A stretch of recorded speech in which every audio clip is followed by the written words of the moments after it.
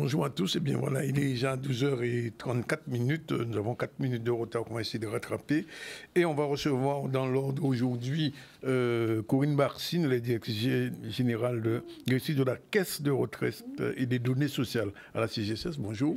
Bonjour. Pas directrice générale. De la retraite. Oui, voilà, des caisses de la données retraite. sociales, la DRDS. La DRDS. Adrien Assina, ma soeur, sera aussi notre invité. On devrait recevoir plus tard Stéphane Choureau et Landry Kouakou de l'ASFO. Avec eux, on va faire un petit point sur ce qui se passe ces jours-ci à l'ASFO. Il y a une communication sur une rencontre qui est prévue jeudi. Roland Zénon, vice-président de l'association Nouvelle Voix, chronique instant à 8, chronique instant Fouilla sera aussi là. José Thiour-Lepin, chroniqueuse du ZCL, et Marlène Ferdi, directrice opérationnelle du campus Luminance, seront aussi nos invités. L'actualité, c'est le GIS RASPEC, séminaire des journées de coordination et de santé. Maxime Morel était sur place. Le rapport de l'IEDOM sur la situation sociale et économique de la Guadeloupe, qui n'est pas brillante, on va en parler. Petit tour du bus itinérant de l'EFS, Charlie Dagonia était sur place pour le don du sang. Comment faire? Vous le saurez tout à l'heure. La conférence sur les hébergements touristiques, c'est aussi un reportage de Vianney Valverde. Et puis on parlera du dernier jour de la foire de Paris, puisque Maurice Essé nous a envoyé un reportage où on rencontre M. Christian Vainqueur, qui sera aussi notre invité. Sinon, on va commencer par un hors-sujet tout de suite, parce que vous le savez, depuis quelque temps, plusieurs jours même, la situation est particulièrement compliquée en Nouvelle-Calédonie, ce qu'on appelle la Kanaki. Pourquoi? Parce que le Parlement français a voté hier une loi sur le dégel du corps électoral en Kanaki, et que des Français nouvellement, qui signifie que des Français nouvellement installés en Kanaki pourront désormais participer à toutes les élections qui se dérouleront dans cette colonie française, et ça, les Kanaks ne l'acceptent pas. Cela signifie aussi que les Kanaks qui sont devenus, au fil des temps, minoritaires démographiquement dans leur pays et qui veulent l'indépendance de la Kanaki n'auront plus la possibilité d'être élus, même dans les élections provinciales en Nouvelle-Calédonie, en Kanaki. Et cela, ils ne l'acceptent pas. Et depuis plusieurs mois, ils ont manifesté pacifiquement dans les rues de Nouméa, mais l'État a fait la sourde oreille. Alors, qu'est-ce qui se passe? Les forces de l'ordre et les ministres Caldoche ont tiré sur des manifestants. Il y a déjà eu 3 morts. Et un gendarme aussi a été tué. Les forces de l'ordre sont en majorité, puisque le gouvernement français a décidé d'envoyer d'autres soldats du GIGN. Ça rappelle un petit peu ce qui s'était passé en Guadeloupe en novembre 2021. On se souvient que le GIGN était venu pour essayer de calmer les choses, et le gouvernement français parle même d'installer un couvre-feu dans les 24 heures qu'ils arrivent. Alors il faut savoir que la colonisation de la Kanaki a débuté en septembre 1853. C'était à l'époque avec Napoléon III. Depuis cette époque, les Français ont dépouillé de leurs terres les Kanaks et ont massacré des milliers de Kanaks. Et en même temps, les Français ont entrepris de remplacer ces Kanaks par ce qu'on appelle aujourd'hui les Caldoches, c'est-à-dire les Blancs France qui sont venus en Kanaki. La colonisation de la Nouvelle-Calédonie s'est inscrite dans un vaste mouvement, il faut dire, historique, et les pays d'Europe ont imposé leur domination au reste du monde. En 1988, il y a eu des émeutes là-bas, et puis ça s'est un petit peu calmé parce qu'en 1998, le gouvernement français a signé un accord, ce qu'on appelle les accords de Nouméa. Alors cet accord prévoyait les transferts de compétences de la Nouvelle-Calédonie par l'État français dans de nombreux domaines, à l'exception de ceux de la défense, de la sécurité, de la justice et de la monnaie. Les Kanaks, eux, ils veulent l'indépendance, pas les Caldoches, et cet accord de Nouméa avait un peu calmé les tensions, mais annonçait des élections à venir. Il y a eu 3 élections. La dernière élection, chaque élection, c'était le non à l'indépendance, et la dernière élection, le mouvement Kanak avait décidé de ne pas y participer. Alors pourquoi il y a ces émeutes en ce moment? C'est parce que les Kanaks n'acceptent pas cette loi sur le dégel du corps électoral, permettant à des Français récemment installés en Kanaki de pouvoir participer au vote. Et pour les Caldoches, pour les Kanaks, ça veut dire qu'ils ne pourront même plus être élus dans les élections provinciales. Au moment où je vous parle, la situation est très, très tendue, et le gouvernement prévoit de faire un congrès et aussi de ce congrès, vont-ils reculer et supprimer cette loi? Mais la question reste posée. En attendant, la situation ne cesse de se détériorer. Voilà ce qu'on pouvait dire aujourd'hui dans ce sujet sur la Kanaki, sur ce qui se passe pour la Guadeloupe, pour que les Guadeloupéens comprennent un petit peu que les questions de l'autonomie, de l'indépendance, ce n'est pas toujours très facile, très évident. On va changer de sujet, on va parler de choses qui nous concernent directement et qui concernent les Guadeloupéens qui sont âgés et qui méritent justement de comprendre un petit peu comment ça se passe pour la retraite. Bonjour Madame Barsine. Bonjour Dani. Alors nous vous recevons sur ce plateau en tant que directrice de la retraite à la CGSS et auparavant vous étiez directrice de l'action sociale et des caisses d'allocation familiale. Pourriez-vous nous indiquer quelles sont vos missions à la CGSS? Effectivement, j'ai pris mes fonctions le 1er février 2024. Et aujourd'hui, donc, j'ai la charge du service donc, de la retraite, le premier régime de retraite qui couvre donc plus de 69 000 donc, assurés, plus de 16 000 bénéficiaires de minimum vieillesse. Et nous versons annuellement près de 600 000 euros de prestations. Et nos missions, nous avons trois missions essentielles. La première mission que j'ai envie de promouvoir, c'est celle qui consiste donc vraiment à donc, suivre la carrière donc, de chaque assuré. C'est la carrière aujourd'hui que vous déployez en ce moment, donc qui vous permettra de bénéficier d'une retraite demain. Et véritablement, nous positionnons comme une caisse de carrière. Et puis la deuxième mission que vous connaissez davantage, c'est celle de la préparation du passage à la retraite et qui va nous préoccuper donc, au cours de cette émission. Puis enfin, dernière mission, c'est de favoriser le bien vieillir. C'est très important pour nous, pour que les assurés puissent donc bénéficier pleinement de leur retraite dans des conditions de santé satisfaisantes et ce, pendant de longues années. Alors, quelles sont vos ambitions pour la retraite en Guadeloupe? Alors, ce sont celles qui sont portées par nos feuilles de route locales et nationales qui vont donc s'appuyer sur trois principes clés.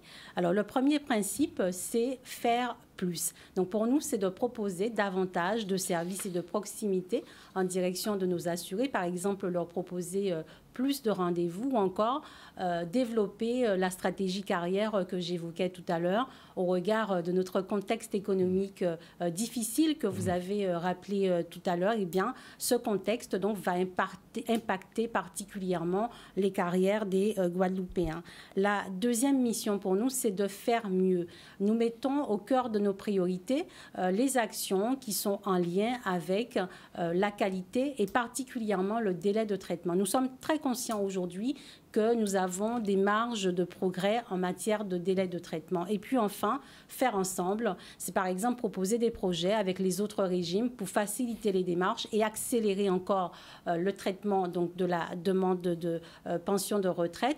Et il faut savoir que toutes ces ambitions sont déclinées localement par des hommes et des femmes qui sont engagés et qui sont engagés pour construire un véritable service public de la retraite à hauteur d'assurés, c'est-à-dire un service public complètement adapté aux besoins des assurés guadeloupéens et sémartinois. Alors souvent, ça arrive, je ne vais pas dire que ce sont des bugs, mais des assurés disent qu'il y a plus de 7 mois qu'ils ont déposé leur demande, ils n'ont pas de réponse. C'est vrai. Et d'abord, c'est une situation que la CGSS donc regrette énormément et bien évidemment, nous avons mis en place tous les moyens nécessaires pour revenir à une situation normale et par exemple pour traiter donc les demandes de pension dans un délai de 72 jours comme c'est le cas aujourd'hui dans les autres départements de la France hexagonale. Il faut savoir qu'en Guadeloupe, nous avons un sujet très spécifique qui est en lien avec la complétude des dossiers. Près de 4 demandes sur 5 ne sont pas complètes. Cela signifie, par exemple, lorsque l'assuré va déposer sa demande de retraite, la demande arrive sur le plan de charge du conseiller retraite. Le conseiller, normalement, il doit analyser et mettre le dossier en paiement. Et aujourd'hui, avec plus de 90% des dossiers qui sont concernés par une non-complétude, eh bien, on voit que le dossier ne peut pas être traité donc systématiquement. Le technicien va devoir décrocher et donc demander des pièces justificatives complémentaires aux assurés. C'est un problème important. parce que, évidemment, ça va créer des ruptures de paiement pour ces assurés. Ça va également rallonger, on le sait, donc les délais de traitement pour l'assuré, mais aussi pour la caisse. Et puis, bien évidemment, ça va peut-être rompre la relation de confiance assuré-CGSS, puisque, véritablement, on peut indiquer que la CGSS va prendre un peu de temps pour traiter ces dossiers. Je reprends. Si vous déposez votre demande, votre dossier est complet, égal dossier payé. Je reprends encore. Si vous déposez votre demande et que votre demande est complète, eh bien, vous avez à ce moment-là la garantie que vous allez être payé dans les temps. Bon, alors, j'imagine que quelqu'un qui vous regarde en ce moment, qui dit « je dépose mon dossier de retraite pour cette année », quelles vont être les étapes successives? Alors justement, vous êtes concerné particulièrement sur la question de la complétude. La première action, c'est que vous allez créer votre compte en ligne à partir d'une application dédiée, organiser mon départ avec mon agenda retraite. Et vous allez donc avoir votre dossier qui va vous permettre, deuxième étape, de vérifier votre carrière. Alors ça, vous allez le faire indépendamment du dépôt d'une demande de retraite. Vous pouvez le faire à tout moment. Tous les Guadeloupéens peuvent le faire à tout moment. Vous regardez votre levée de carrière, vous verrez, vous identifiez donc les périodes qui sont manquantes et vous demandez à la CGSS de régulariser votre carrière. Troisième étape, vous êtes prêt à déposer votre demande. Vous pouvez donc la formuler en ligne. Et bien sûr, le formulaire papier aussi tout à fait donc valide. Il n'y a pas de blocage, en tout cas, il n'y a pas de contre-indication entre guillemets de la part de la CGSS. Seulement, vous allez prendre votre demande. Vous avez toutes les pièces justificatives qui sont répertoriées au-delà de la demande. Et s'il vous plaît, vous checkez et vous mettez vos pièces justificatives dans vos demandes. Et encore une fois, c'est la garantie d'avoir une demande de retraite traitée dans les délais. Alors, un dernier point, et si mon dossier est incomplet? Si le dossier est incomplet, eh bien, effectivement, le dossier, il prend du temps. Le technicien va devoir vous appeler. Vous pouvez ne pas être disponible à ce moment-là. Il va vous envoyer un courrier. Vous verrez qu'il va vous donner un délai supplémentaire pour vous remettre donc les pièces justificatives. Vous allez vous sentir à l'aise pour respecter le délai. Et donc, vous êtes déjà à 2 à 3 mois de la première demande initiale. Bien, écoutez, je vous remercie. De toute façon, on aura plaisir à vous revoir parce que le problème de la retraite se pose dans un pays vieillissant où il y a de plus en plus de gens qui vont entrer dans l'âge officiel de la retraite. Donc, ce sera avec plaisir qu'on va vous recevoir ou l'une de vos employés, enfin salariés, pour pouvoir parler de cette question de la retraite qui est une question, j'ai envie de dire, primordiale pour les gens parce qu'en fait, la retraite commence à partir du premier jour où on commence à travailler. Exactement. Oui. Dès le départ, le premier jour où on commence à travailler, déjà, carrière, je parlais tout à l'heure des caisses de carrière, vous pouvez effectivement suivre et penser déjà, vous projeter dans, on va dire, 67 ans. Monsieur parlait tout à l'heure en aparté de 70 ans. Nous allons donc intensifier nos actions de communication et être davantage proactifs et réguliers. Et bien évidemment, nous reviendrons sur avec plaisir, Madame Barcine, qu'on va avec plaisir. Adrien Assina, bonjour, vous êtes ma sœur. C'est la deuxième fois que vous venez ici. Tout à fait. Oui, qu'est-ce qu'il y a de neuf? Alors, qu'est-ce qu'il y a de neuf? Alors, déjà, je vous remercie donc, de m'accueillir aujourd'hui. Donc, j'avais eu une première intervention donc, pour présenter ma technique de massage. Alors, donc, j'ai créé une technique de massage qui s'appelle l'ISLA. Donc, c'est avec un outil de massage que j'utilise dans mon centre. Donc, déjà, je vous invite tous, pour ceux qui ne l'ont pas fait, à venir faire votre initiation donc, à Goyave. Donc, ce qu'il y a de nouveau, donc là, j'ai été qualifié donc, pour participer au championnat d'Europe de massage. Ah, d'accord. Alors, qui auront lieu quand? Alors, ce sera du 25 au 26 mai, donc c'est à Rome, en Italie. Alors, pourquoi participer à cette compétition? Déjà, c'est on va dire, un bon prestige, puisque c'est l'occasion de se confronter à des praticiens internationaux, d'apprendre aussi, et l'occasion aussi pour moi de faire reconnaître cette technique, de montrer que nous aussi, finalement, en Guadeloupe, on a l'occasion d'avoir des idées, de faire des choses. Donc, ce sera en fait une belle occasion de confrontation. Et après, par la suite, de revenir en Guadeloupe avec ses connaissances, un nouveau savoir. Et avec une médaille, j'espère. Oui, mais on y vient, comme on dit, on y vient, puisqu'il n'y a pas que la médaille comme un jeu, puisque, comme je l'ai dit, il y a encore d'autres compétitions après cela. Oui. Mais c'est de pouvoir avoir l'accord de la communauté internationale donc, au niveau du bien-être et de mieux pouvoir finalement sensibiliser la population aussi par rapport à cela, puisqu'on parlait de retraite, il y a encore un gros travail aussi au niveau du bien-être, puisque beaucoup de personnes finalement travaillent énormément, mais on n'a pas, comparément à ces pays-là, finalement, on s'est un peu détaché en fait du corps. c'est devenu une priorité un peu secondaire. Je ne parle pas précisément que des massages, mais si on pose la question à la population, combien de temps est consacré au corps humain chaque jour, serait-ce que pour aller à la rivière, serait-ce que faire un Je connais des gens qui vont marcher sur les plages le dimanche. Hein. Tout à fait, mais c'est le dimanche, sauf que ça devrait être une activité finalement quotidienne, puisqu'on mange tous les jours, donc on devrait avoir un moment pour soi tous les jours. Donc ce sera aussi l'occasion de resensibiliser la population aussi par rapport à cela, de pouvoir revoir ses priorités et aussi d'expliquer qu'il n'y a pas de fatalité. Le bien-être, c'est pas juste faire une action comme ça et dire je vais bien. C'est quelque chose comme la carrière, comme on dit, qui se construit. C'est une certaine régularité. Donc ce sont les petites actions, les petites postures et les petites attentions qu'on va donner à notre corps qui vont vraiment faire la différence au quotidien. Juste une avant-dernière question. Est-ce que les Guadeloupéens participent, enfin, fonctionnent beaucoup avec le massage? Est-ce que vous avez beaucoup de gens qui vous sollicitent? Alors oui, on a beaucoup de gens qui sollicitent, il y en a encore beaucoup donc, qui sont un peu réticents puisqu'on a eu finalement une montée des praticiens de bien-être, donc ce qui a créé aussi une petite défiance, sachant qu'aux Antilles, en règle générale, il y a beaucoup de personnes qui sont encore très sur le médical, donc ils vont attendre d'avoir une maladie par exemple avant de se soucier de leur corps. Le travail du bien-être, donc ce n'est pas seulement le massage, ça passe par le sport, la sophrologie, tout ça. C'est vraiment de prévenir en fait toutes ces maladies et d'avoir une amélioration finalement de sa qualité de vie et de sa condition physique, ce qui va être construit chaque jour avec toutes les petites activités finalement. Alors vous partez quand pour ce championnat? Alors c'est le 25 et le 26 mai. Oui, et vous revenez dans combien de temps? Alors, je pars juste une semaine, puisque après, il faut, comme on dit, il faut encore s'occuper des personnes en Guadeloupe, comme on dit. Donc, c'est juste une semaine, donc l'occasion finalement d'y aller, de faire la compétition et évidemment, et d'avoir la meilleure récompense possible dans la catégorie où je serai spécifiquement avec des outils de massage. Donc, voilà, tout simplement.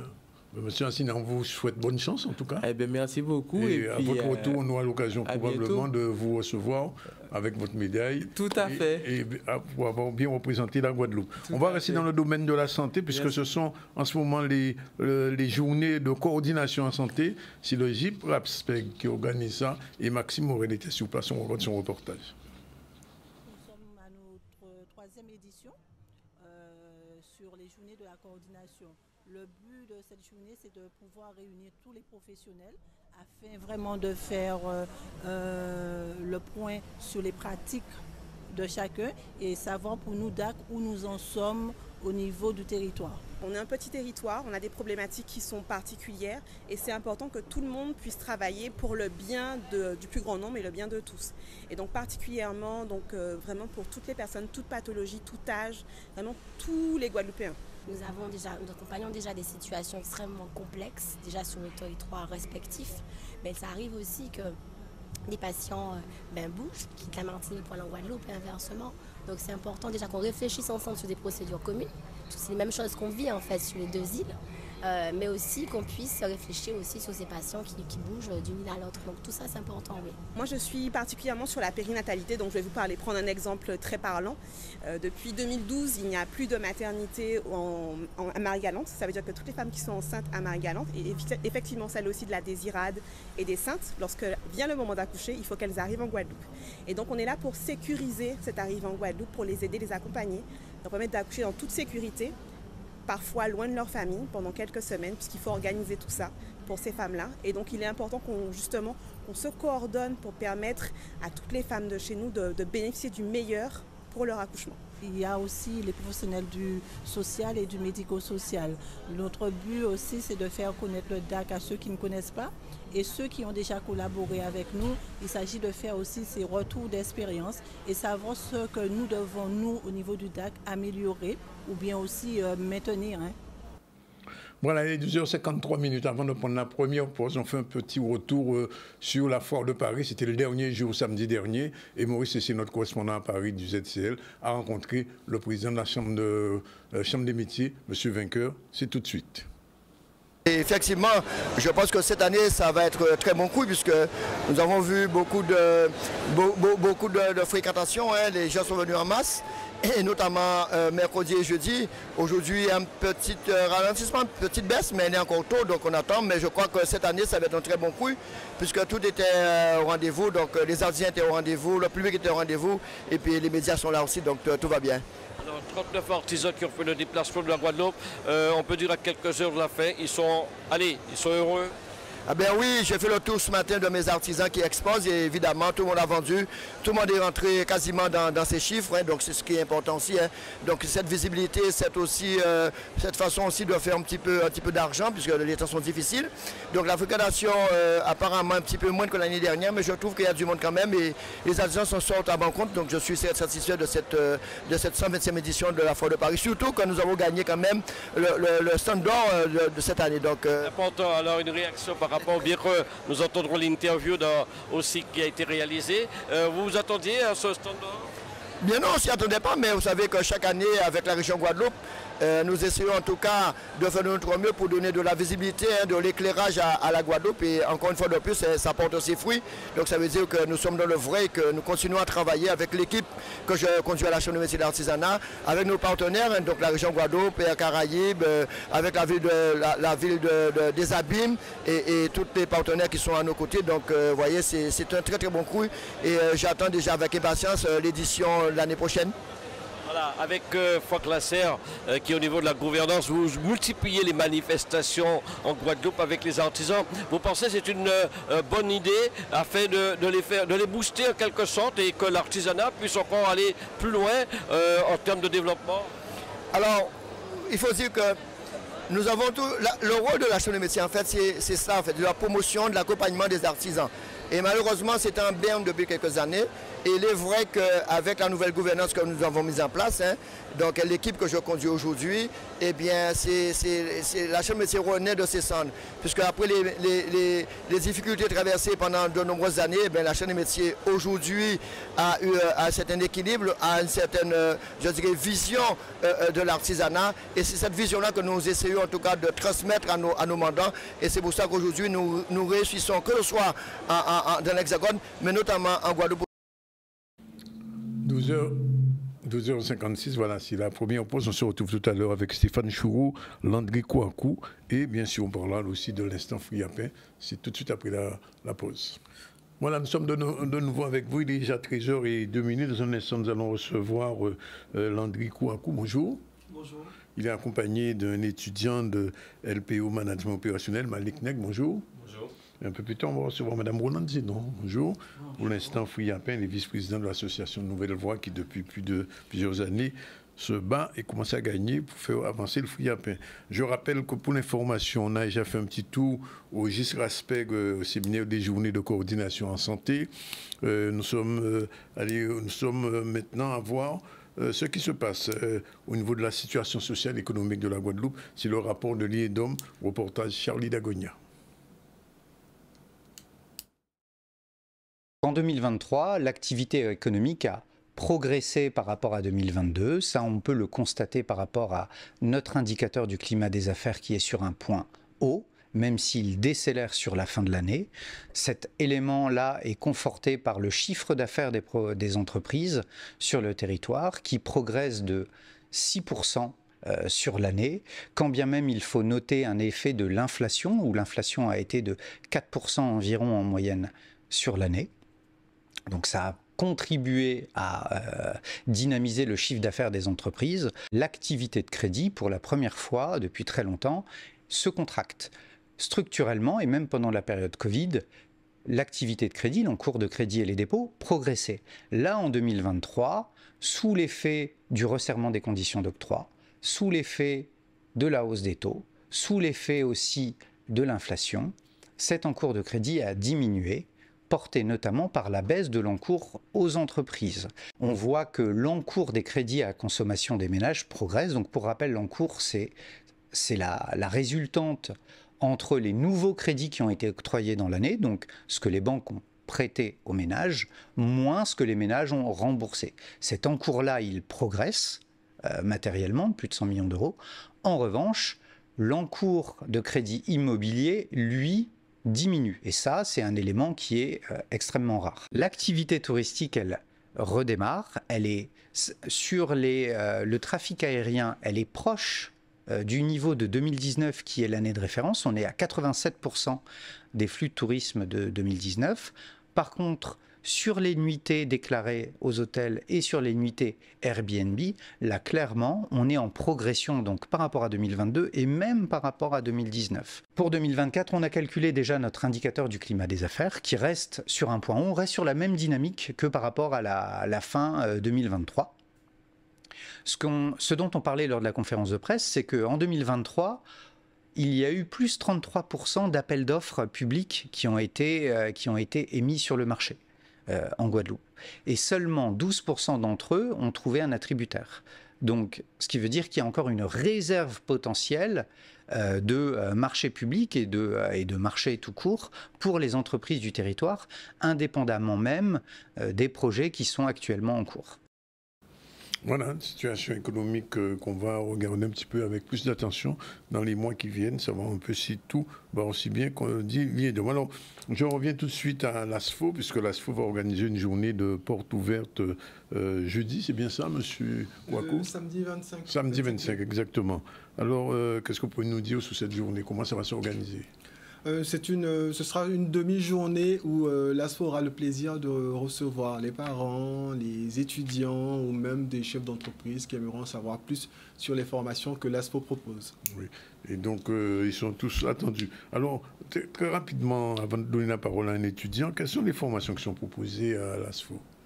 À l'ASFO, nous avons des formations de Bac+2 à Bac+3. Qui portent sur la comptabilité, la gestion, le management, qui portent sur tout ce qui est ressources humaines. Donc nous avons 6 BTS et 5 licences et un DCG qui va ouvrir, et on a aussi 2 masters, donc niveau Bac+5. Alors, comment l'ASFO soutient les étudiants tout au long de leur parcours académique? C'est la question que vous posez avant de passer la question à Malik. Ok. Malik pourra bien en parler. Donc, comment on soutient, et c'est un peu pour ça aussi que les parents viennent à la journée porte ouverte. Comment est-ce que nous, on accorde, on donne un accompagnement? Ce n'est pas juste donner une formation pour une formation, mais il y a tout ce qu'il y a autour, c'est-à-dire l'encadrement des étudiants, contribuer aussi à leur fournir un environnement propice à l'apprentissage, travailler aussi sur la relation avec l'entreprise, leur maintien en entreprise. Donc, il s'agit ici d'être sûr pour les chefs d'entreprise ou les parents ou les étudiants, d'être sûr qu'ils rentrent en fait dans un établissement qui prend soin d'eux, qui se soucie vraiment de leur réussite, de leur parcours. On les accompagne depuis le Bac+2 jusqu'au Bac+5. Donc, quelqu'un peut commencer en CG, en BTS comptabilité gestion. On lui propose une licence et aussi un DCG s'il veut finir contrôleur de gestion. Pareil pour la filière commerciale, on les accompagne, management commercial, on les accompagne jusqu'au Bac+5. Qu'est-ce qu'on propose concrètement? Donc, on va dire, en dehors même des cours, il y a le voyage pédagogique ou des voyages d'études où, sans rien débourser de leur propre poche, les étudiants, les apprenants, leur permet d'aller découvrir ce qui se fait à l'étranger, ce qui se fait en Amérique du Nord, ce qui se fait en Afrique ou en Europe même. L'année passée. Dans la Caraïbe, je crois aussi. Dans la Caraïbe aussi, tout à fait. Saint-Martin aussi, ils y étaient. Trinidad aussi. Et ça s'est très bien passé, très bon retour. Malik pourra en parler, c'est vrai, mais j'étais surpris de voir que au-delà même de ce qu'ils pouvaient apprendre concernant leur formation, certains venaient avec les yeux super pétillants. J'ai envie d'entreprendre, j'ai envie de saisir des opportunités, j'ai envie de faire telle chose. Ils étaient un peu plus motivés, beaucoup plus boostés. Et cette ouverture d'esprit-là à l'international, à la Caraïbe d'abord et à l'international, ça n'a pas de prix. C'est ce qui nous touche vraiment à l'ASFO. Alors Malik Nek, bonjour. Bonjour. Merci d'être avec nous. La première fois qu'on reçoit un étudiant de l'ASFO en direct, on en a chez nous, mais ils sont plutôt en back-office. Alors, comment ça se passe pour vous, la formation LPO Management? Alors, ça se passe très bien. On est très bien encadré, comme M. Kouakou a pu le dire. Nos UE sont bien ficelés par nos professeurs. Et franchement, comme l'a dit M. Kouakou, l'ASFO nous permet d'être bien encadrés, mais pas seulement. Avec le voyage pédagogique, on a pu découvrir des contrées, de nouvelles nations, je veux dire. Parce que ma licence, nous sommes partis à Miami. Oui. Et vous avez déjà participé à un voyage, non? Pas encore? Non. Non, donc ça va être votre premier. Non, ils sont rentrés il y a 3 ans. Ah, vous êtes rentré de Miami? Oui, voilà. Ah, d'accord, je crois que vous alliez partir. Vous êtes rentré de Miami? Oui, alors, voilà. Comment ça s'est passé là-bas alors? Ah, ça s'est très bien passé parce que c'était ma première fois à Miami. Oui. Donc, j'ai découvert plein de nouvelles cultures. Franchement. Du coup, il va parler en anglais, c'est ça? Ah, c'était fluent in English.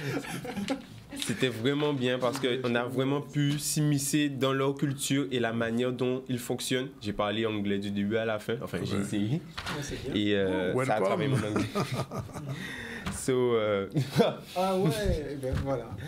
Non, mais franchement, c'était un très bon voyage. On a découvert justement des entreprises. Ouais. On a pu visiter des banques, on a parlé avec des gens qui travaillent dans le BTP. Surtout qu'à Miami, il y a beaucoup de buildings, des grands buildings. Donc, tout à fait.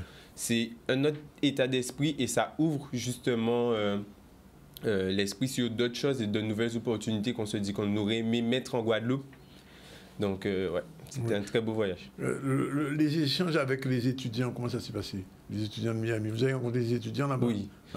Alors c'était, on va dire, pas compliqué parce qu'il y a la barrière du langage, mais on se comprenait sur ce qui est l'apprentissage, l'envie de faire plus. De progresser. Oui. Et après, on a pu aussi voir la différence qu'il y a entre les étudiants qui sont dans une licence équivalente à Miami avec les frais et tout ce qu'ils ont. La scolarité. Voilà. Et notre position où nous, justement, on est un peu plus, enfin, de mon point de vue, plus confortable. Ah bon, finalement? Oui, parce qu'en Amérique, il faut savoir qu'une licence comme la nôtre peut faire dans les 80 000 €. Wow. Oui, on leur a posé la question justement pour savoir, parce que à titre personnel, aller à Miami m'a donné des idées. Je me suis dit, mais pourquoi pas étudier aussi à l'étranger pour voir qu'est-ce que ça peut donner? Oui.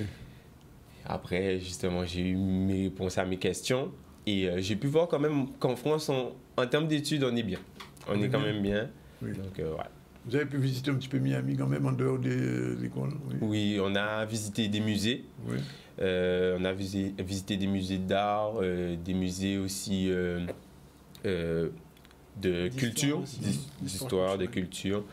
On a pu voir aussi certaines villes à Miami où justement il y a des regroupements de cultures comme la culture latino. Et oui, Haïti aussi. Donc, oui, c'était très enrichissant. Alors, vous savez qu'on est maintenant là, dans ce qu'on appelle Parcoursup. Un parent qui vous regarde en ce moment, qu'est-ce que vous avez envie de lui dire pour son fils ou sa fille? Qui peut faire confiance à l'ASFO. Franchement, on est bien encadré. Et il ne s'arrête, comme j'ai dit, il ne s'arrête pas simplement à notre... Au cours. Au cours. Oui. Il regarde vraiment le global pour nous donner des clés pour la suite. Monsieur Kwaku, une dernière question. Comment on peut procéder pour s'inscrire quand on veut entrer à l'ASFO, puisqu'il vient de lancer un appel? Alors si un parent regarde et veut inscrire son fils ou sa fille? J'espère que les parents écouteront Malik en tout cas. Ils peuvent venir à la journée porte ouverte pour poser leurs questions. Mais pour s'inscrire, pour répondre à votre question, monsieur Zandronis, il faut juste aller sur le moteur de recherche, taper ASFO Guadeloupe ou sur les réseaux sociaux ASFO Guadeloupe et vous aurez directement un lien, une redirection vers notre site pour vous inscrire en ligne. Tout est en ligne, il n'y a pas de version papier sur place. D'accord. Ben, écoutez, on va faire comme ça. Bien, il est déjà 13h13, mais c'est le moment de l'instant Friapin, comme depuis plus d'1 an maintenant avec Nouvelle Voix. Bonjour, Madame Zénon. Bonjour. Vous êtes vice-présidente de l'association Nouvelle Voix. Elle se porte bien, j'imagine. Oui. Vous mangez beaucoup de friapin quand même. On a beaucoup de travail, surtout. Vous avez beaucoup de travail? Alors, qu'est-ce que vous êtes en train de préparer en ce moment?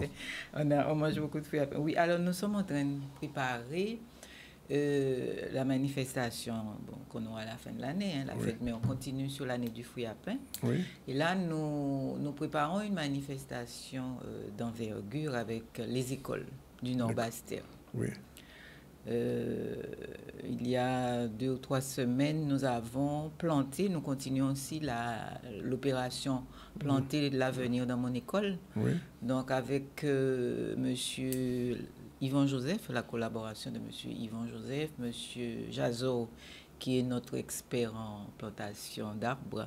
Donc nous avons planté des arbres à pain en pot. Oui, mais dans quelle région vous faites ces plantations? Pour l'instant, on est dans le Nord-Bastère. Oui. On est dans le Nord-Bastère, donc on a commencé au Lamentin. Il est prévu de le faire aussi dans les écoles de DI, de Sainte-Rose, mais c'est... Alors, comment les enfants accueillent vos actions en direction du fruit à pain? Les enfants sont enchantés. Les enfants, de découvrir, ils connaissent le fruit à pain, donc ils en parlent. Ils en parlent et ils sont enchantés de planter. Et de planter et de voir que... parce que nous sommes allés à Castel, dans le cadre de l'opération, ils ont un verger à Castel, et nous avons planté non seulement un arbre à pain, mais nous avons planté aussi un jacquier. Jacquier, parce que c'est rare les jacquiers de plus en plus. Oui, un châtaignier. On a planté aussi avec un cacaoyer, mais les fruits du pays pour qu'ils apprennent à connaître les différents fruits que nous avons et ce qu'on peut faire aussi avec... Il est grand aussi, découvrir les enseignants. Mais je ne vous cache pas que je n'ai jamais vu un jacquier, moi. Vous n'avez... À mon âge, M. Kouakou non plus n'a pas encore vu un jacquier. Alors, nous avons aussi... Alors, nous sommes partis sur le moule. On va un peu partout parce que nous sommes sollicités. Nous sommes partis sur le moule. Et nous avions une opération avec une école. La directrice tenait à ce que nous soyons là. Nous avons organisé un jeu avec les enfants. Donc, le cousin du fruit à pain, la sœur du fruit à pain. Alors, la sœur, c'est la châtaigne. Oui, c'est la châtaigne, bien sûr. Et le cousin, c'est le jacquier. Ah, le jacquier, c'est le cousin du fruit à pain. C'est le cousin du fruit à pain. Parce que le jacquier ressemble au fruit à pain, mais l'arbre ne ressemble nullement. Ils n'ont pas les mêmes feuilles. Non, les feuilles sont toutes petites. On dirait des feuilles d'abricot, si vous voulez. Un peu comme ça. C'est dommage que je n'ai pas cherché. On avait ça sur... L'image, on aurait bien aimé voir ça. Voilà. Et les enfants sont... Et puis dans le jacquier, il y a des graines. Oui, bien sûr. Qui sont comestibles quand même. Oui, mais ça se mange, c'est délicieux. Il y a une odeur particulière, mais apparemment le goût extraordinaire. Et le jacquier aussi haut que l'arbre à pain? Non, le jacquier, non. Il n'est pas aussi grand. Le jacquier, c'est dommage, c'est vrai. Le jacquier, il va être de la hauteur d'un... vous avez des abricotiers qui sont grands, mais les jacquiers que j'ai eu l'occasion de voir, ils ne sont pas si grands que ça. D'accord. Et le jacquier, il porte sur le tronc. D'accord. Mais on va chercher tout à l'heure et puis je vais vous allez nous donner les images. Alors, et donc vous avez d'autres actions prévues pour les enfants? Nous avons une action prévue le 13 juin, je disais, avec les écoles du Nord-Bastère. Ce sera une action d'envergure. Les enfants vont planter des arbres et qu'ils vont ramener dans leur école. Et on va travailler en collaboration avec un artiste, puisqu'on va créer l'hymne du fruit à pain, l'hymne de l'arbre à pain. Quelque chose qu'on travaille.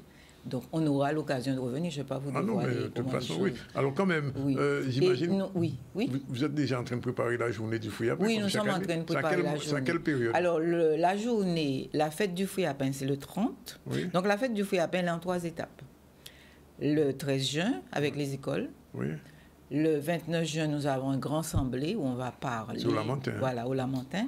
Et le 30 juin, la fête habituelle. Mais nous avons commencé une action tailler, pas couper.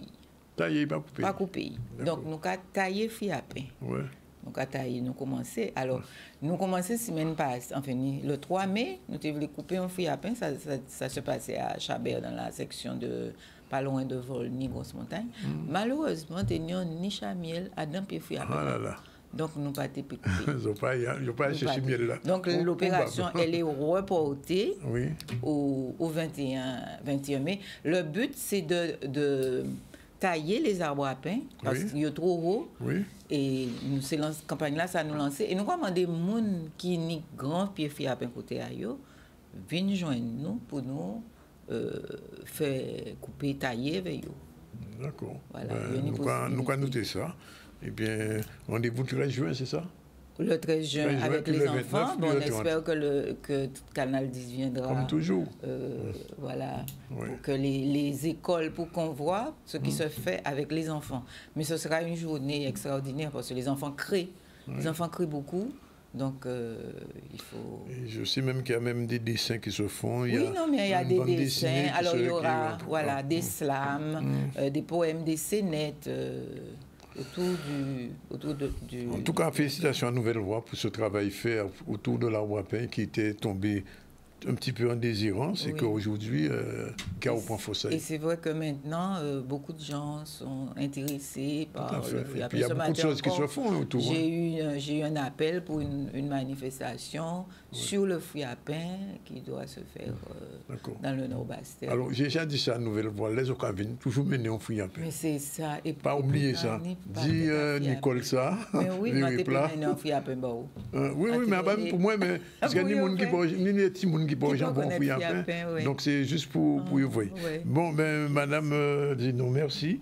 Et 13h20, on a le temps de faire un petit tour au bus itinérant de l'EFS pour les prises de sang. Charlie Dagonia était sur place. Pour sauver des vies, tout simplement. Tous les éléments qu'on retrouve dans le sang ne peuvent pas être remplacés par des médicaments actuellement. Donc on a besoin des globules rouges, du plasma, des plaquettes, tout ça, ça sert à sauver des vies. Donc à partir d'un don, d'une poche de sang totale, on arrive à sauver plusieurs vies. Donc c'est très important de donner son sang. Ah bah parce que ça fait c'est pour sauver pas la planète, mais les gens qui en ont besoin. Et c'est la première fois, donc il y en a besoin. Tout le monde peut venir, il faut avoir entre 18 et 70 ans. La démarche, c'est qu'on arrive, on remplit un questionnaire qui permet de savoir si on est éligible ou pas à donner son sang. Donc on passe à l'enregistrement au niveau d'une secrétaire. Derrière, on passe à un entretien avec un médecin ou avec quelqu'un qui est habilité à faire l'entretien pré-don. Si tout va bien, à ce moment-là, la personne passe au prélèvement. Donc c'est une poche à peu près 420 à 480 millilitres de sang qui sont prélevés. Et à partir de là, la personne passe en collation, où on lui donne quelque chose, une petite boisson, un petit truc à manger, et on va aussi pouvoir la surveiller pendant une vingtaine de minutes. À condition d'être donc dans les tranches d'âge requis, donc 18 à 70 ans, d'avoir plus de 50 kilos, et de ne pas avoir de gros soucis de santé. Donc ça, c'est quelque chose, soit vous pouvez poser la question au médecin, enfin la personne qui est habilitée à l'entretien pré-don avant la collecte, et ben qu'on a vraiment besoin de sang. Donc il faut que tout le monde se mobilise pour venir donner son sang et venir sauver des vies, c'est très important. La Guadeloupe en a besoin, les patients guadeloupéens en ont besoin, donc venez, venez, venez. N'ayez pas peur, venez le donner, donnez votre sang, et en plus il y a à manger après. Voilà, pour le don de sang, vous savez ce qu'il faut faire. Les 13h22, on a le temps de faire le focus sur Burning Spear. Oui, ben on va le faire tout de suite. Focus choisi, comme vous le savez, chaque semaine. Alors, Burning Spear, c'est un ZCL God Nostalgie. Burning Spear est un chanteur et musicien de reggae. Il est né en Jamaïque, bien sûr. Il est une figure célèbre du mouvement Rastafari avec Bob Marley et The Gladiators. Ses paroles défendent le peuple, l'héritage et la cause Rastafari. Ses deux premiers albums, Presenting et Walking Time, sont considérés comme les deux titres les plus roots, c'est-à-dire le plus vraiment enraciné de l'histoire du reggae. Il est également le seul chanteur de reggae à chanter à la gloire de Marcus Garvey. Je ne sais pas si on a le temps d'écouter un petit extrait de Marcus Garvey. C'est parti. Burning Spear, qui était prévu à Terre de Blues cette année, mais qui ne sera pas là. Alors justement, si vous êtes à l'écoute, si vous voulez gagner un ticket, 2 tickets sont aujourd'hui lancés pour Terre de Blues qui commence ce week-end. Si vous pouvez me dire comment s'appelait cette chanteuse américaine venue à Terre de Blues, pas l'année dernière, mais l'autre année, c'est une chanteuse très connue qui a chanté, qui a fait un show à Terre de Blues. Vous gagnez 2 tickets, vous faites le 96 00 et vous avez la possibilité de rapporter 2 tickets pour le Terre de Blues de ce week-end.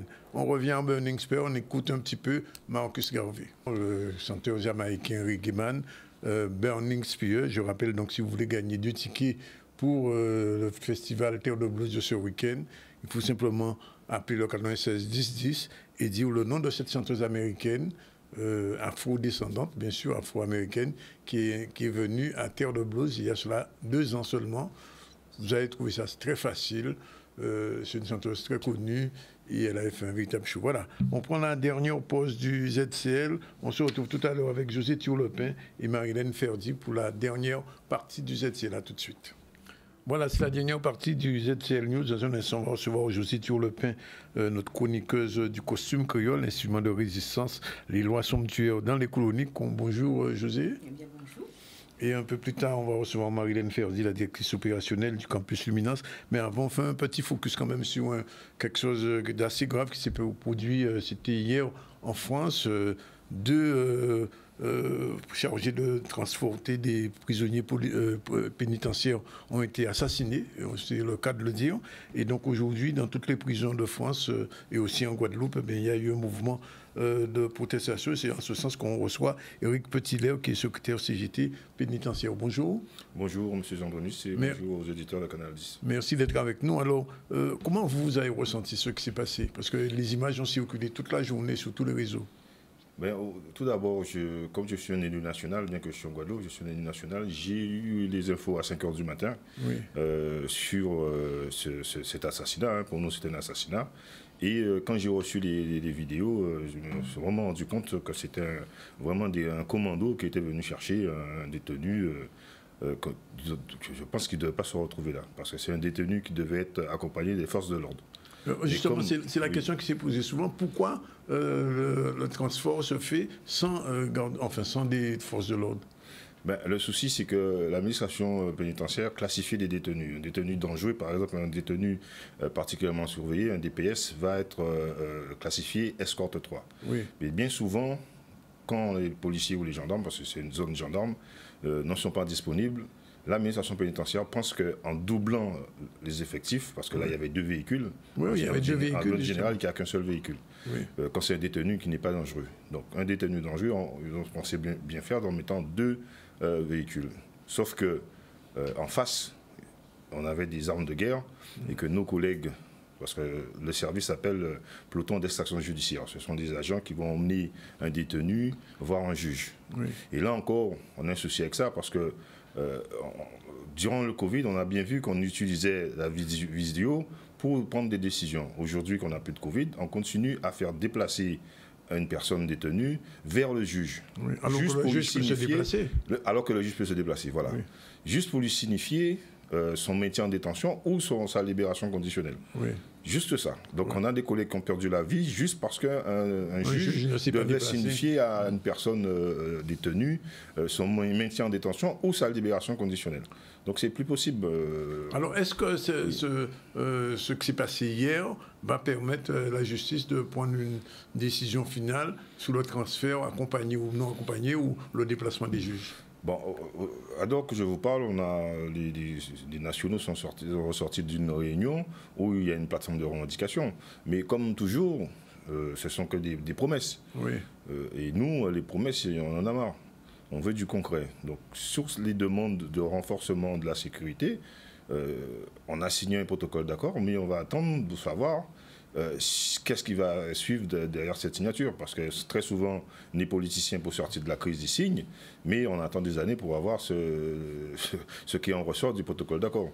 Donc aujourd'hui, nous souhaitons que pour ces types de détenus, que ce soit fait en visioconférence, et non pas déplacer un détenu juste pour lui signifier qu'il va être maintenu en détention ou pas, et surtout revoir nos véhicules qui transportent les détenus. Blindés au moins. Parce que là, le véhicule qu'on utilise aujourd'hui, c'est une simple camionnette qu'on va prendre, qu'on va transformer, une utilitaire normale qu'on va transformer, on va mettre une cabine dedans et on va faire de l'extraction avec. Ça, c'est pas possible. Et qu'il faut que l'administration s'en rende compte que les délinquants évoluent, parce que là, on a bien vu qu'ils étaient lourdement armés, ils évoluent et qu'en France, il n'y a plus de frontières. Donc les armes circulent. On voit bien ce qui se passe à Marseille, ce qui se passe dans d'autres départements. Mais chez nous aussi, il ne faut pas se lever la face. Nous, on n'est pas, comment dirais-je, on n'est pas à l'abri. Il y a 4 ans de ça, les collègues de la Martinique qui se sont fait braquer par un commando qui sont venus chercher un détenu qui était là pour un trafic de drogue. C'est une personne qu'on avait mis en prison parce qu'on l'avait arrêté dans un voilier avec plus de 300 kg de drogue. Les collègues l'ont emmené à l'hôpital. de la Ménard et ils se sont fait braquer par un commando. Oui. Donc ils auraient pu perdre leur vie aussi. Alors, j'ai une dernière question. Oui. Ce qui s'est passé, bon, on a dit qu'on recherche les criminels. Au moment où on parle, personne n'a été retrouvé. Mais je ne pense pas qu'ils les retrouveront. Ah bon? Vu la détermination, vu la façon qu'ils ont fait ça, ce sont des professionnels. Qui ont bien préparé leur coup. Ce ne sont pas des jeunes de cité, comme on dit souvent, des petits caïds de cité. Oui. Non, là on a affaire à des professionnels qui ont encerclé le véhicule, qui savaient où allait se trouver le véhicule, et surtout qu'ils n'ont pas laissé une seule chance aux collègues. Ils n'ont pas fait de sommation, ils n'étaient pas venus pour discuter. Oui. Ils étaient venus pour récupérer la personne. Donc on se doute, nous connaissons notre métier, on se doute que c'est un contrat. C'était des professionnels, c'est un contrat, c'est des gens qui sont payés pour venir chercher quelqu'un, tout simplement. Monsieur Métiner, merci d'être venu dire ça, c'était nécessaire. C'est moi qui vous remercie d'abord pour nous pouvoir permettre, parce que la prison, très souvent on parle de la prison, mais la prison, il y a une vie. Il faudra que vous reveniez d'ailleurs, des professionnels. On parle un peu de ce qui se passe à Bimaou, mais enfin, on aura l'occasion de vous inviter. Invitez-moi quand vous voulez, il y a beaucoup de choses à part ce qui s'est passé en métropole, mais j'ai envie aussi de dire ce qui se passe en Guadeloupe, sur la prison en Guadeloupe, et qu'aujourd'hui, nous, en tant que professionnels, je me rends compte que la prison telle qu'elle fonctionne aujourd'hui, c'est une fabrique de délinquants. Voilà. On a compris et vous serez de nouveau notre invité pour avoir plus de temps pour vous exprimer. Il n'y a pas de souci. Voilà, il est 13h37, on revient à notre mémoire avec Manjupon générique. Vous restez avec moi.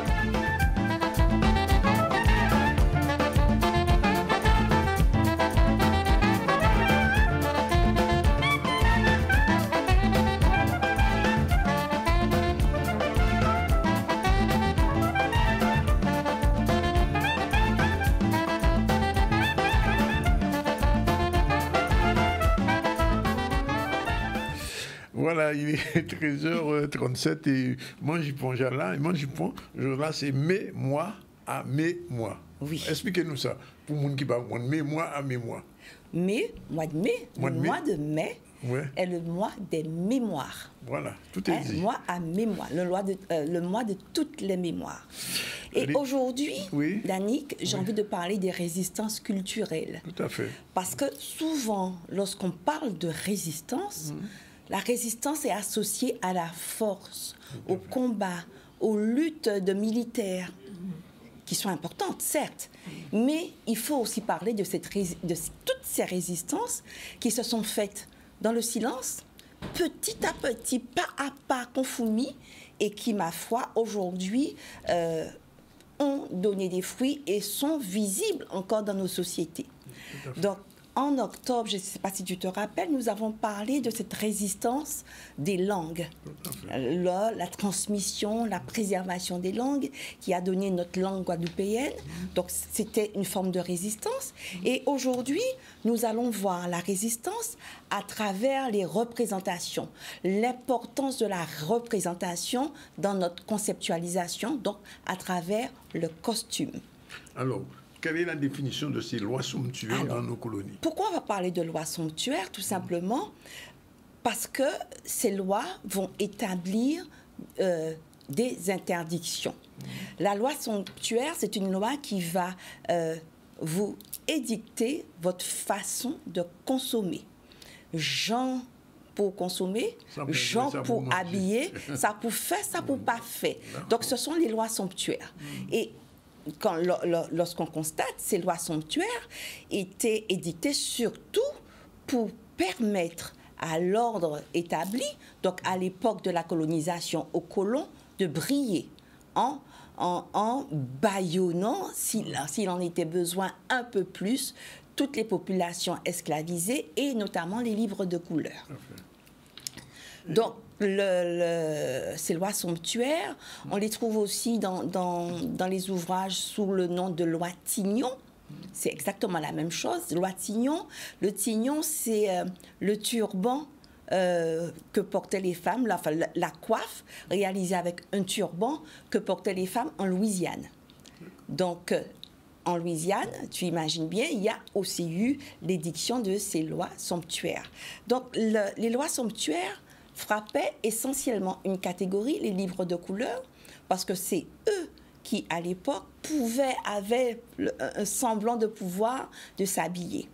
Et de peur que ces livres de couleur ne soient plus beaux, plus visibles, plus représentatifs que les blancs, on a interdit qu'ils portent un certain nombre de choses, notamment tout ce qui est tissu fin, les dentelles, les chapeaux et les bijoux.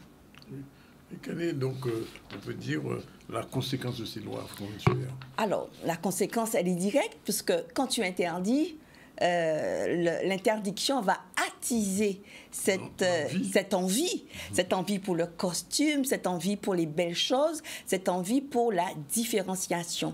Alors, pour mieux comprendre cette importance du costume, le Code noir établissait que le maître devait donner deux pièces de vêtements par an à ses esclaves. Chose que le maître ne respectait presque jamais. Donc, les esclaves, la plupart du temps, ils étaient habillés en lambeaux.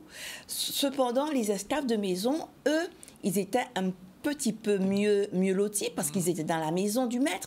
On les voyait et souvent aussi, ils récupéraient les vêtements usagés du maître. Oui. Donc, aux yeux des autres esclaves, ils étaient mieux lotis et mieux habillés. Mais les vêtements revenaient dans les cases. Donc, d'où cette envie de créer et surtout, ces lois, cette interdiction a fait naître tous ces savoirs de créer, de création, de faire du beau avec du rien.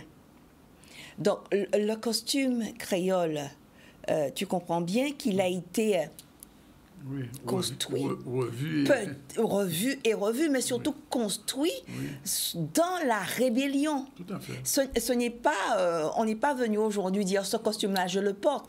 Il a été construit dans la rébellion. Et ce qu'il est important de dire, c'est que les lois somptuaires, lorsque une libre de couleur, et notamment les mulâtresses, se paraît, étaient trop habillées, on pouvait les mettre en prison. Ces lois autorisaient ces mises en prison. Et jamais les femmes, surtout les femmes, mais de façon générale, tous les libres de couleur n'ont accepté cette nouvelle interdiction, ce nouvel bâillonnement de nus, esclaves arrivés nus. Pour eux, le costume, c'était comme une nouvelle existence, comme, si tu veux, une transgression, une revanche sur l'adversité. Donc, pas question de nous interdire de nous habiller. Et le costume devient une sorte de... Donc, le costume... Une résultante d'une société de l'apparence. Absolument. Le costume, c'est tout à fait ça. Oui. Mais il n'est plus considéré seulement comme un élément qui va nous servir à nous vêtir. Oui. Il est considéré comme un élément de rébellion, comme un élément de résistance. C'est pour ça qu'aujourd'hui, j'ai fait le choix de présenter ce costume à travers le prisme de la résistance. Et au mois de mai. Au mois de mai. Alors, dans le costume, il y a aussi les coiffes. Oui, parce qu'elles avaient interdiction de porter le chapeau. Pour contourner cette interdiction, elles ont créé la science du mari-tête. Oui. Et Danick, à l'époque, si je portais la coiffe que je portais aujourd'hui, directement, t'es fini la virmer la geôle. Donc, alors, en conclusion, j'ai envie de dire à tous ceux qui nous regardent, il faut surtout retenir que le costume est une perle, le costume traditionnel créole est une perle rebelle. Oui. Il est né dans les bains de sang, dans les rivières de larmes. Et surtout, il est né dans ce refus d'une nouvelle soumission. Donc, mesdames, messieurs, portez ce costume fièrement, portez ce costume comme si vous étiez en résistance contre toutes les formes d'oppression et de soumission.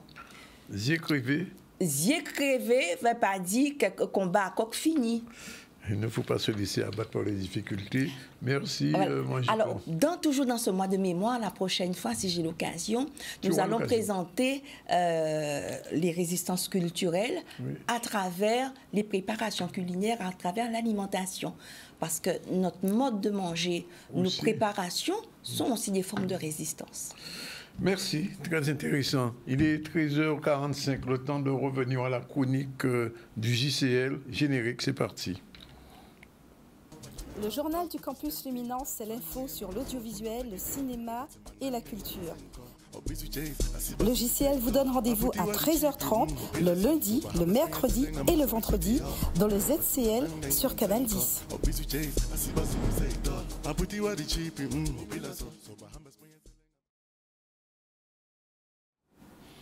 Bien, Marie-Hélène, de quoi on va parler dans la rubrique Actu Campus aujourd'hui? Alors aujourd'hui, Danick, on se propose d'accompagner nos élèves, les étudiants, mais aussi toute personne qui souhaite reprendre les études dans toutes les étapes de Parcoursup. D'accord. Et donc, ça va être intéressant. Mais alors, on a un petit reportage, je crois.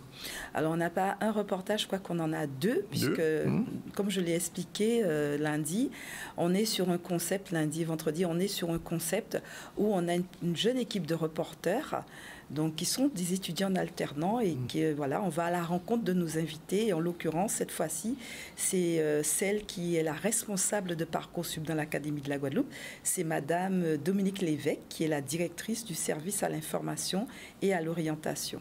On regarde. Bonjour, le journal du campus Luminance. Alors, les grandes étapes de Parcoursup, eh bien, il y a d'abord la phase d'information qui a débuté dès novembre et jusqu'au mois de janvier. La deuxième phase, la phase essentielle de formulation des vœux. Et la troisième phase, la phase de réponse des propositions qui sont faites par les établissements. Merci, le journal du campus Luminance.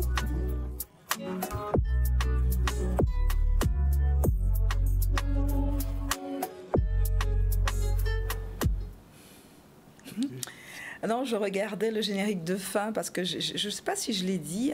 On a aussi, alors j'expliquais que l'esprit du campus, c'est ces deux jeunes reporters qui nous accompagnent dans tous nos reportages. L'objectif pour nous, c'est de les faire monter en compétences. Mais on a aussi un beau partenariat avec un musicien de dancehall qui n'est autre Alloman, qui nous a donné l'autorisation d'utiliser son dernier opus, notamment pour nos vidéos. Et c'est le son qu'on entendait dans le générique de fin. Voilà, c'était juste la petite parenthèse. D'accord. Alors, sous quels critères les universités, écoles, lycées se basent pour sélectionner les candidats de Parcoursup? Alors, avant de parler du critère, moi, j'aimerais juste revenir, Danick, sur les grandes étapes. Les grandes étapes pour le public qui nous suit.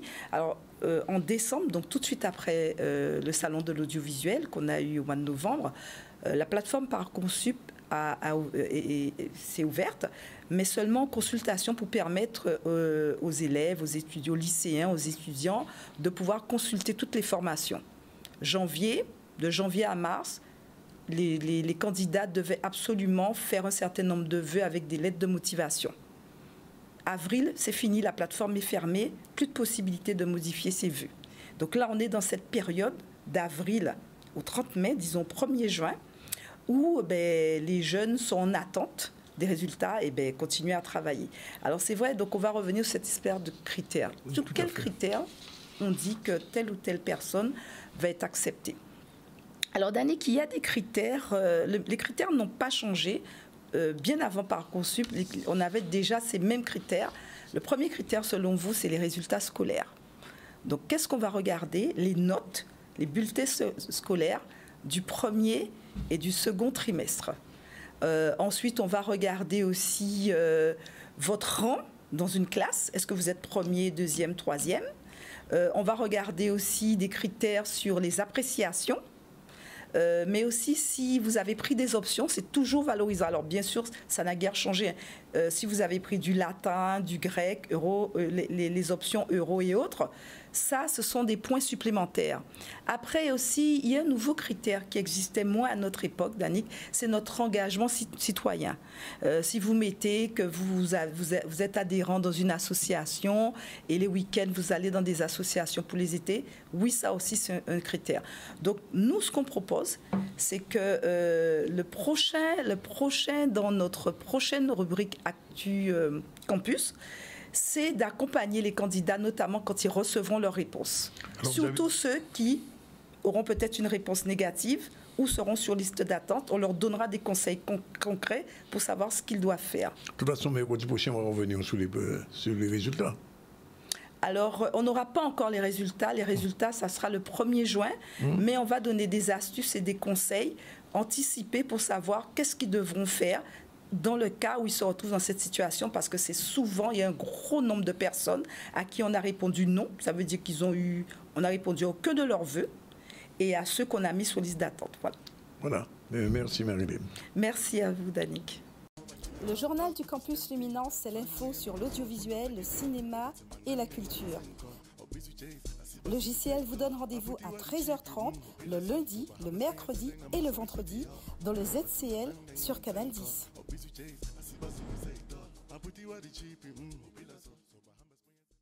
Voilà, on se retrouve vendredi, mais pour l'heure, on revient à l'actualité. L'actualité, c'est la conférence sur les hébergements touristiques. Vous savez que nous sommes dans une période de basse saison, mais la possibilité aussi pour les Guadeloupéens de découvrir Casayo, de découvrir pays ailleurs, de faire tourisme à Casa nous-mêmes, puisque la Guadeloupe offre tout ce qu'il faut pour pouvoir visiter. Et puis souvent, les Guadeloupéens croient qu'il faut aller au Canada, il faut aller à Miami, il faut aller à côté. En Guadeloupe, et je dis ça souvent, le roi vieux habitants, mais on pas à Terre de Bar. Ah, complètement. Le roi Port-Louis ou pas à Marie-Galante. Et c'est ça la chance de votre reportage via Valverde. On regarde. Vous savez que le territoire de la ville des Abîmes est un territoire attractif, dynamique, mais sur lequel il n'y a pas d'hôtel. Donc beaucoup d'Abîmiens ont eu la très bonne idée d'investir dans des hébergements touristiques, que ce soit des villas, que ce soit des gîtes, des appartements, des studios, des bungalows. Et il était donc important pour nous de bien les accompagner pour valoriser leur hébergement. Le but, c'est de pouvoir travailler avec certains hébergeurs qui ont le projet d'hébergeur ou encore qui sont dans la dynamique d'un hébergement touristique, afin de leur permettre de valoriser leur hébergement, mais aussi de leur expliquer comment faire pour obtenir une étoile, pour monter en compétences, en gamme, pour mieux valoriser leur hébergement et leur proposer à la clientèle. Le point important concernant le classement de meublés de tourisme, c'est qu'il faut voir les avantages. Alors les avantages, pour l'instant, il y a encore des avantages de fiscalisation, mais ça ne va peut-être pas durer longtemps. Ça a déjà commencé d'ailleurs à s'amenuiser.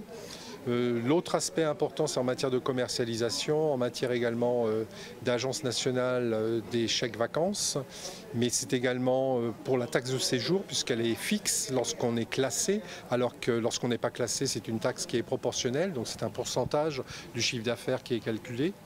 L'intérêt du classement, c'est aller vers la qualité, c'est prendre conscience des enjeux de durabilité, mais également d'accessibilité que peuvent avoir les hébergements. Et c'est de faire en sorte de monter toujours en gamme et de satisfaire de plus en plus l'expérience client, qui est capitale pour le développement touristique de la destination Guadeloupe. Et je renouvelle, bien sûr, de mon passage sur Canal 10 pour dire aux Abîmiens, lancez-vous, vous serez accompagnés. La ville est là pour intervenir et vous mettre à disposition des conseillers, des experts, pour que vous puissiez avoir de superbes hébergements. Mais il existe déjà des hébergements que je visite, qui sont de très grande qualité et qui ne sont peut-être pas encore avec des étoiles, qui n'ont pas encore des étoiles. Donc voilà, les étoiles, c'est important. Et puis nous avons une population aussi vieillissante. Donc tout ce qui est label tourisme et handicap, etc. Nous sommes là pour accompagner, car nous avons une très belle ville et elle mérite à être découverte. Voilà, c'est la fin du ZCL. Aujourd'hui, nous avons reçu Adrien Assina, qui est ma soeur, qui va au concours européen des masseurs. On lui souhaite bonne chance. Corinne Barsine, la directrice de la retraite des données sociales de la CGSST, aussi notre invitée. Elle a beaucoup parlé de la retraite, puisque nous sommes un pays où les gens vieillissent, et donc la question de la retraite se pose. On a reçu 2 personnes de l'ASFO pour la journée porte ouverte qui aura lieu samedi prochain. Un étudiant, Malik Neg, et M. Kouakou, avec eux, on a fait le point un peu sur les formations qui sont offertes en ce moment même à l'ASFO. Roland Zenon, la vice-présidente de l'association Nouvelle Voix, est venu nous parler du fouillapin et aussi du jacquier. en protégeant bon Jacquier, Gaïla Jemoin, ben, finalement, il nous a fait découvrir un Jacquier. José, déjà, vous connaissez un Jacquier? Bien sûr. Ah ben, vous n'avez plus chance que moi. José Turlepin, notre chroniqueuse du mercredi, sur Mai et Mémoire, était là. De qui on parlait de là? Des résistances culturelles, de costumes, objets de résistance. Et peut-être là, qui Jean-Marie là? Alors c'est Marie-Hélène Ocel de Zambian qui fait tête là. Oui. Son en tête d'inspiration contemporaine. Oui. Dans son tête dans les tout seul, il a catalysé en l'eau résistance. Bien, son tête de résistance. En tête de résistance pour Madame Résistance. Madame qui est en résistance. Et on a reçu Marie-Hélène Verdi, la directrice du JCL, avec elle on a fait un point sur le parcours. Sinon, l'actualité, c'était le JIPRAPSEG, séminaire des journées de coordination et de santé, le rapport de l'IEDOM sur la situation sociale et économique. Semble-t-il, les choses s'améliorent. On a fait un petit tour du côté de l'EFS pour, si vous voulez faire une offre, un don du sang, ben c'était le moyen et le moment. On a expliqué une conférence sur les hébergements touristiques. Nous sommes aussi allés à Paris pour la dernière journée et la dernière interview de Maurice Cessé, qui est notre correspondant là-bas, et on a parlé avec le président de la CMA. Et puis on a fait un focus aussi sur le groupe Burning Spear. Burning Spear, c'est un groupe de reggae jamaïcain qui, de l'époque de Bob Marley, ils sont toujours là. Ils étaient prévus pour Terre de Blues, mais malheureusement, ils ne sont pas là cette année. Et on a entendu un extrait d'une chanson de Marcus Garvey. Alors, je rappelle, on a reçu aussi Eric Petitlaire de la CGT pénitentiaire par rapport à ce qui s'est passé hier, la mort de 2 agents qui étaient en train de faire une extraction judiciaire. Alors, je rappelle, si vous n'avez pas encore téléphoné, si vous savez comment s'appelle l'artiste américaine, chanteuse très connue, qui était au Terre de Blues il y a 2 ans, bien, vous faites le 96 10 10 et vous remportez 2 invitations pour Terre de Blues qui commence ce week-end. Voilà, c'est fini pour aujourd'hui. On se retrouve demain, jeudi. On sera déjà le 16 mai. Voilà, quand vous vite. Hein. Alors, on nous a dit au revoir. Mais oui, l'anniversaire, c'était lundi. C'était lundi? On va demander au killage. Même si on m'a dit on paye quoi là, j'ai dis-moi là. Bon. Alors, Kembe fort. Oui, Kembe fort et pas la guerre, rester en résistance. Merci voilà. 13h57, réalisation Yann avec le soutien derrière de Stéphane André. Et nous, on continue, on se revoit demain à la même heure avec notre équipe habituelle. Bon appétit, si c'est pour manger, ça t'est étonné moi.